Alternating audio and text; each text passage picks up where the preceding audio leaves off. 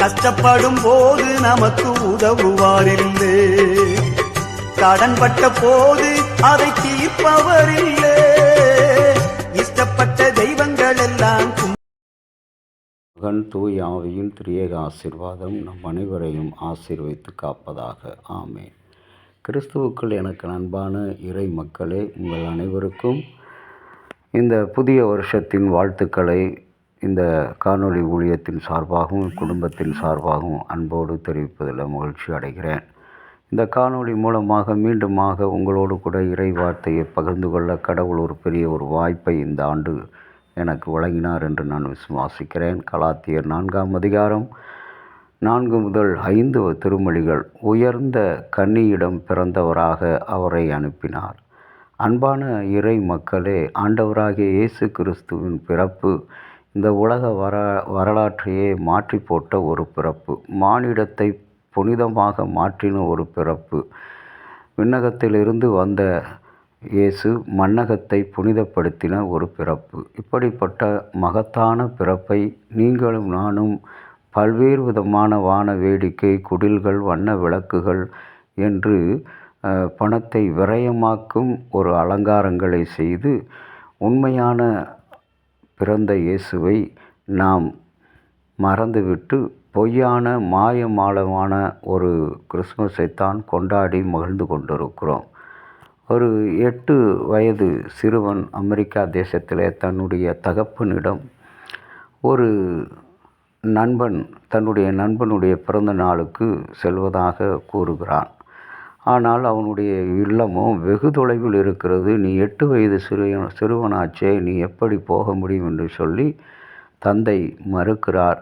அவ்வளவு தூரம் நீ பயணப்பட்டு போக வேண்டாம். உனக்கு ஏதாவது இடையில் ஆபத்து ஏற்பட்டால் எப்படி நாங்கள் அறிவோம், என்ன செய்வோம் என்று சொல்லி தகப்பனும் தாயும் அந்த சிறுவனை அந்த நண்பனுடைய பிறந்த நாள் விழாவுக்கு போக வேண்டாம் என்று தடுக்கிறார்கள். தடுத்த அந்த காரியத்தை அவன் கேட்கவில்லை. மகன் மீண்டுமாக பிடிவாதத்தோடு, அழுகையோடு, கண்ணீரோடு எனக்கு கொடுத்தே ஆக வேண்டும் என்று சொல்லி அவர்கள் கேட்கிறான். கேட்டவுடனே இவர்கள் என்ன செய்கிறார்? சரி மகனே, உன்னுடைய அழுகை பார்த்தால் எனக்கு மிகவும் பயமாக இருக்கிறது, பாவமாக இருக்கிறது. ஆனால் கடவுளுடைய வார்த்தை என்பது எழுந்து நடந்து வருகிற ஒரு வார்த்தை, செயல்படுகிற ஒரு வார்த்தை. இங்கே ஆண்டவராகிய இயேசு கிறிஸ்து என்னும் இரட்சகர் உலகில் உள்ள எல்லா மனங்களையும் மனிதர்களையும் மாற்றுகின்ற ஒரு வார்த்தை. இந்த சிறுவனுக்கு அப்படியாக பிடிவாதத்தோடு ஒரு அழுகையோடு தந்தையிடம் அனுமதி பெற்று செல்கிறான். தந்தையும் அனுமதி கொடுத்து அவனை அனுப்பிவிட்டார். அவன் போய் கொண்டிருக்கிறான். வெகு தொலைவு சென்றவுடனே தகப்பனாரும் பின்னாடியே போய்கொண்டிருக்கிறார். அவனுடைய இல்லம் சென்றவுடனே, நண்பனுடைய இல்லத்தை நெருங்கினவுடனே திரும்பி பார்க்கிறான். தன்னுடைய தகப்பன் வீட்டிலிருந்தே தன்னோடு பின்பற்றி வருகிறார் என்று சொல்லி. அப்பொழுது நின்று அவன் தகப்பனிடம் கேட்கிறான், அப்பா, ஏன் இவ்வளவு தூரம் எனக்காக வந்தீர்கள்? மகனே, உன்னை அனுப்பிவிட்டு எங்களுக்கு மிக வருத்தமாக இருந்தது.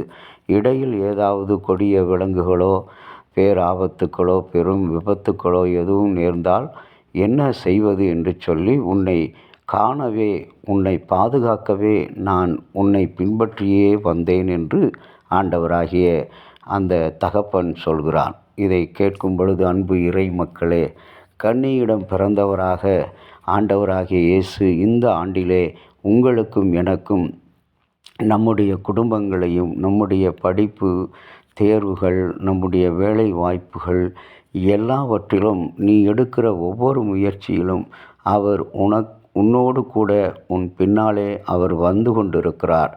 பல நேரங்களில் உனக்கு முன்பாக நடந்து போய் உனக்கான வாசல்களை அவர் திறந்து வைக்கிறவராக இருக்கிறார். இன்றைக்கும் இந்த புதிய வருஷத்தின் 3வது நாளை பார்க்க ஆண்டவர் இந்த காணொளி மூலமாக ஒரு வாய்ப்பை கொடுத்தார். கர்த்தர், நீர் அந்த அருமையான பிள்ளைகளைப் போல நாங்களும் கர்த்தரை தேடுகிறவர்களாக இருக்க, கர்த்தருக்கு கீழ்ப்படுகிறவர்களாக இருக்க, எங்கள் சொல் செயல் சிந்தனைகளை நீர் உமக்குள்ளாக ஆட்கொள்ள வேண்டுமென்று இயேசுவின் நாமத்தில் வேண்டிக் கொள்கிறோம் நல்ல பிதாவே, ஆமேன். தந்தையாகிய கடவுளின் அன்பு, மைந்தராகிய இயேசுவினுடைய அருளும், பரிசுத்த ஆவியினுடைய நல்ல உறவும் பாதுகாப்பும் உங்கள் அனைவரோடு இன்றும் என்றும் இருப்பதாக. ஆமென்.